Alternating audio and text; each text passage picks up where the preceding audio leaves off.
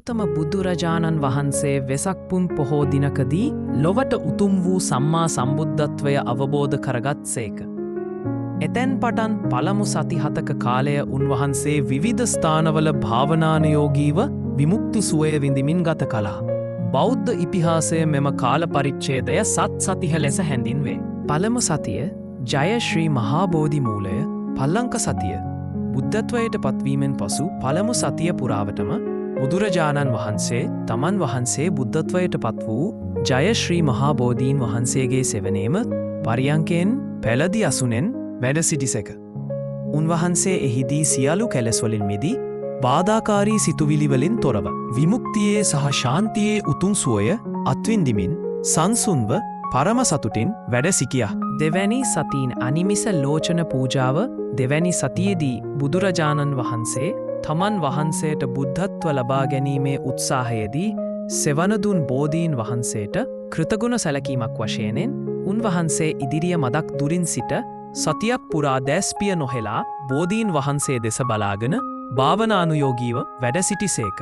මෙම උතුම් ආදර්ශය අනුව යමින් බෞද්ධයන් අදටත් මුල් බෝධීන් වහන්සේට මෙන්ම උන්වහන්සේගෙන් පැවත එන බෝධිවෘක්ෂයන්ටද ගෞරව දක්වති. තුන්වැනි සතිය රුවන් සක්මන තුන්වැනි සතියේදී තමන් වහන්සේ සැබවින්ම බුද්ධත්වයට පත් වූවාද නැද්දා යන්න පිළිබඳව දෙව්ලොව දෙවියන් තුළ සැකයක් පවතින බව බුදුරජාණන් වහන්සේ සිය දිවසින් දුටුසේක. ඔවුන්ගේ සැක දුරුකර සිය බුද්ධත්වය තහවුරු කිරීම සඳහා උන්වහන්සේ අහසේ රනින් කළ දිගු සක්මනත් මළුවක් රුවන් සක්මනක් මවා සතියක් පුරාම ඒ මත දෙපසට සක්මන් කරමින් භාවනානුයෝගීව වැඩ සිටිසේක. හතරවැනි සතිය රතනගරය සිව්වැනි සතියේදී බුදුරජාණන් වහන්සේ අලංකාර මැණිකගයක් රතනගරයක් මවා එහි වැඩහින්දිමින් පසුකාලීනව අභිධර්මය ලෙස හැඳින් වූ ගැඹුරු දහම් කරුණු මෙනෙහි කළසේක. උන්වහන්සේගේ සිත සහ කය කෙතරම් පිරිසිදු වීදයත් උන්වහන්සේගේ ශ්‍රී සිරුරෙන් වර්ණහයකින් යුත් රැස්මාලාවක් සවනක රැස් විහිදෙන්නට විය. එනම් නිල් කහ රතු සුදු තැම්බිලි මාංජිෂ්ට සහ මේ වර්ණ පහය මිශ්‍රණයකි. අද අප දකින බෞද්ධ කොඩිය සකසා ඇත්තේ මෙම වර්ණහයනි. සාම වර්ණයක්ම බුදුරජාණන් වහන්සේගේ උතුම් ගුණයක් නියෝජනය කරයි. කහ ශුද්ධ වූ බව ආර්ය ගුණයක්. සුදු පිරිසිදු බව කෙලෙස් රහිත බව. නිල් විශ්වාසය සහ අචල ශ්‍රද්ධාව. රතු ප්‍රඥාව.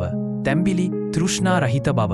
මිශ්‍ර වර්ණය මෙම සියලු උතුම් ගුණ සමුදායම නියෝජනය කරයි. අස්වැනි සතිය අජපාල නුගරුක මුල පස්වැනි සතියේදී බුදුරජාණන් වහන්සේ අජපාල නම් නුගගසක් මුල භාවනා කරමින් වැඩ සිටිසේක. ඒකල මාර දුවවරුන් වූ තන්හා රතී සහ රාගා නම් අතිශය රූමත් තරුණියන් තිදෙනෙක් පැමිණ ඉතා සිත් ඇදගන්නා සුළු වසඟ කරවන නර්තනයෙන් ඉදිරිපත් කරමින් උන්වහන්සේගේ සමාධිය බිඳිමත උත්සාහ කළහ. එහෙත් බුදුරජාණන් වහන්සේ කිසිසේත්ම නොසැලී භාවනාවෙහිම නිමග්නව වැඩ සිටිපා. අවසානයේ ඔවුන් වෙහෙසට පත්ව ලැජ්ජාවට පත්ව ඉවත්ව ගියහ. හයවැනි සතිය මුචලින්ද නාගදරණය අනතුරුව බුදුරජාණන් වහන්සේ මුචලින්ද නම් ගසක් මුල භාවනානුයෝගීව වැඩ සිටිසේක. එවිට මහ වැස්සක් සමඟ දැඩි ශීතලක් පැමිණියය. ඒ මොහොතේ විශාල නාගරාජයෙකු පැමිණ බුදුරජාණන් වහන්සේගේ ශ්‍රී සිරුර වටා තම දැවැන්ත සිරුරින් සත් වරක් දරන ගස උණුසුම ලබා දෙමින් තම පෙනය විහිදුවා උන්වහන්සේගේ හිසට ඉහලින් ආවරණයක් සලසා වර්ෂාවෙන් ආරක්ෂා කළය. දින 7කට පසු වර්ෂාව නැවතී අහස පැදුණු විට නාගරාජයා තරුණයෙකුගේ වේශයක් මවාගෙන බුදුරජාණන් වහන්සේට ගෞරවයෙන් වන්දනා කළය. එවිට බුදුරජාණන් වහන්සේ මෙසේ වදාළසේක. ලද දෙයින් සතුටු වන්නෝ සුවපත් වෙත් ධර්මය අසන. දන්නා අයට සතුට හිමිවේ. මේ ලෝකයේ සියලු සත්වයන් කෙරෙහි මෛත්‍රී කරන අයට සතුට හිමිවේ. ඇලීම් ගැලීම් වලින් තොරව කාම ආශාවන් ඉක්ම වූවන්ට සතුට හිමිවේ. මම අස්මිමානයේ යන හැඟීම දුරු කිරීම සැබවින්ම උතුම්ම සතුටයි. 7 වැනි සතිය රාජායතන රුකමුල 7 වැනි සතියේදී බුදුරජාණන් වහන්සේ රාජායතන නම් රුකමුල භාවනානුයෝගී වැඩ සිටිසේක. සති 7ක් පුරා නිරාහාරව සිටි උන්වහන්සේ 50වෙනි දිනය වූ එදින උදෑසන තපස්සු සහ භල්ලුක නම් වැළඳ සහෝදරයන් දෙදෙනෙකු හමු විය. ඔවුහු උන්වහන්සේට විලඳ සහ මී පැණි එකල තිබූ හොඳම ආහාරයක් පූජා කළහ. බුදුරජාණන් වහන්සේ එම දානය පිළිගෙන තමන් අවබෝධ කරගත් උතුම් ධර්මයෙන් කොටසක් ඔවුන්ට දේශනා කළසේක. බුදුරජාණන් වහන්සේ සහ උන්වහන්සේගේ ධර්මය සරණ යාමෙන් ද්වේවාචික උපාසක භාවය මෙම වෙළඳ දෙවෑයෝ බුදු සසුනේ ප්‍රථම ගිහි අනුගාමිකයෝ බවට පත් වූහ. එකල භික්ෂු සංඝයා වහන්සේලා පිහිටුවා නොතිබූ බැවින් ඔවුන් සරණ ගියේ බුද්ධ සහ ධම්ම යන රත්නද්වය පමණි. තමන්ට වන්දනාමාන කිරීම සඳහා පූජනීය වස්තුවක් ඉල්ලා සිටි විට බුදුරජාණන් වහන්සේ සිය දකුණතින් ශ්‍රී හිස පිරිමැද කේශධාතූන් ස්වල්පයක් ඔවුන්ට ලබා දුන්සේක.